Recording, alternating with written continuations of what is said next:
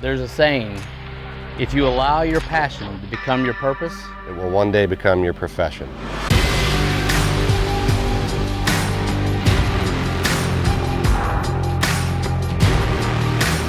Our job is to give people the opportunity at the fish of a lifetime.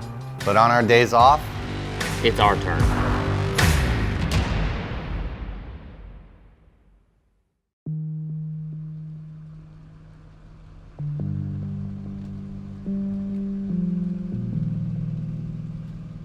So here we are at the beginning of fall, and rainy season's over, and now we're looking for a different look. And Jeremy and I got to talking about a couple of things that we can do that we don't always get to play with, and we had to look at some of the river systems, and there's tarpon and there's snook and even largemouth bass to be caught. As fall approaches, we get these mornings where dew point and air temperature are very similar or the same, and that allows for an opportunity for fog. Running down the river in the fog was a bit sketchy, because we knew just from fishing there before, what lies beneath. And there's stumps, there's boats, there's all kinds of debris, and after all that heavy flooding that we had in the river system, things change. So running that Maverick, I love that Maverick. I didn't want anything to touch it for certain, but sometimes with some great risk comes great reward, I guess.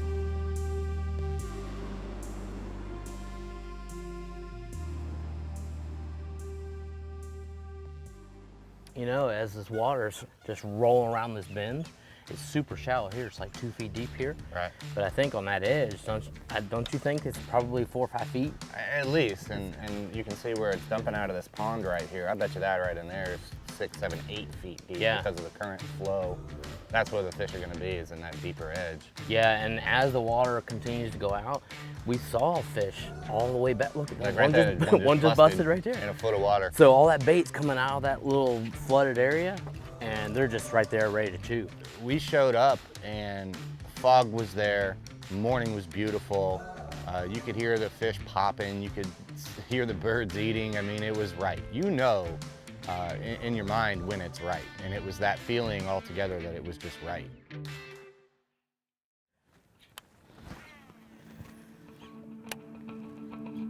Sometimes you can almost see them when they raise up. There he is. Yep. Yeah, baby. Still got him? I got him. Yeah, man. All right, let me get right behind. For how long? Coming up. Oh, that's a good one too, buddy. Great fish.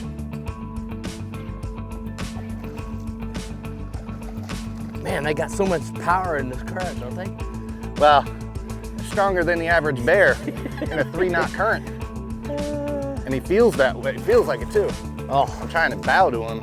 Actually, I've got my drag kind of low here. That's okay. That's all right. You got 30 or 40 pound leader? Let's not talk about that right now. Okay. Coming at you, Jay. Come on, open your mouth. Come on, open your mouth. There we go, I got him. Good stick. Got him. Your free spool. All right, hooks out. Look at that beautiful fish, man. Look at that. So, wow. that's about to keep your snook. Yeah, it would be, all right? Now up here, you can still keep them where we are. Yeah. Even though there's a closure, we're not gonna do that, obviously. No. Every one of these counts for reproduction. Well, one of the things that we noticed too is the color of these fish. They almost have that little bronze looking color to them. Yeah, like they've got a little redfish mixed in with them. Yeah, but this water is so fresh that, literally it's 100% fresh. Taste it, it's all Yeah, fresh. yeah. There's definitely, there's no question There's no it's fresh. salt at all in here. The cool thing is you just face these guys into the current. Yeah, they stay It oxygenated. does all the work for you. I can hear fish crashing Gone. across the bend. Dude. Hey, man. Good way to start that morning right there, bub. One of the things that Jeremy and I noticed is the amount of tilapia that were coming down the river. You know, we've always been told, you know, we don't get a lot of opportunity to fish up in the rivers, but one of the things we were told is you can always kind of see, as long as the water comes into the banks of the river, it concentrates those bait fish, and that would be those tilapia specifically. Many times you would see that snook or that tarpon just absolutely blast it. There he is. He ate it right at the boat. I can't even get any leverage on him. This is one of those redfish snooks. It's got that color, right? He sure does. Oh yeah. Oh dude, he ate it too. I can't even see my plug. I hardly even see, yeah. So you can get that big girl, keep swinging on you. I'll get this guy.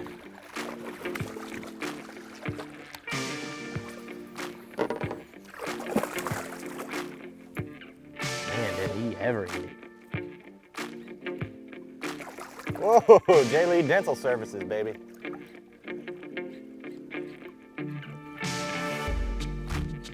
Oh, there he goes. He's ready. Hell yeah, baby.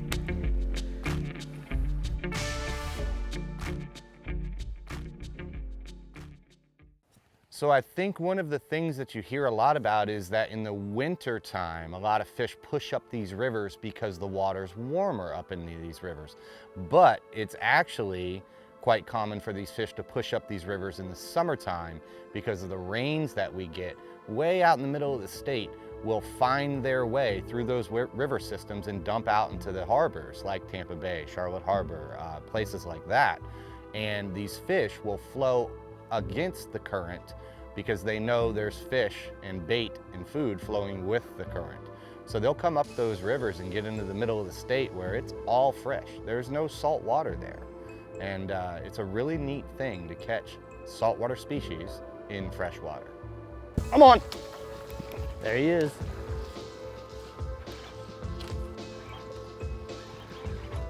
Baby tarpon. Coming right at us, Jay. Yeah. Yeah. Oh, this is gonna get ugly. Watch yourself. Keep him out of the boat. Okay. Okay.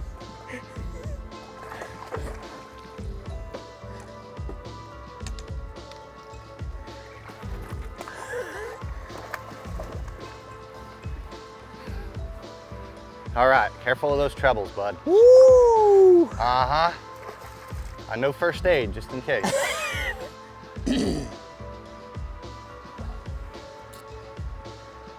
Beautiful. Awesome, Jay. That's about as cool a fish as we get to play with. That's friggin' awesome. People come from thousands of miles to catch the big ones. I like these a lot. The back of these tarpon are almost black.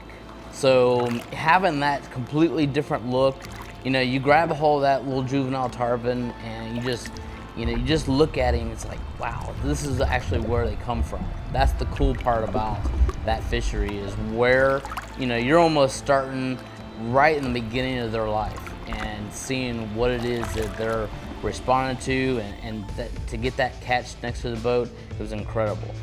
J-Lee, that was clutch. That was awesome, man. And when he ate it, straight to the sky. Well, I thought I was gonna be wearing him for a minute there. It's not very often for me in my area that I guide the smaller tarpon. I'm typically guiding the bigger tarpon, call it April through July, into August sometimes. And those little tarpon, in my opinion, are much more fun. They're more acrobatic, if you can believe that. They're actually more pretty, I think. They're a beautiful fish, and it's almost one of those fish that you just don't really want to touch and you take really good care of because it's such an important species, and you know what it's going to grow into and what it's going to turn into over the span of its life. I mean, a tarpon lives for 50, 60 years sometimes. So to catch them when they're little like that is really special. The option of exploring is really a cool thing to really sink your teeth into because, as you know, I spent a lot of time in that saltwater environment, and to put that Maverick into that freshwater, for one, I think the boat loved it, but it's a really cool thing to do, to be able to get into and explore a river system that you don't spend near enough time in, and to try and figure it out. With that said, any day on the water is a good day. So, you know, I encourage anybody to really just get out there and do some exploring. You know, maybe not spend so much time in the same A and B spot.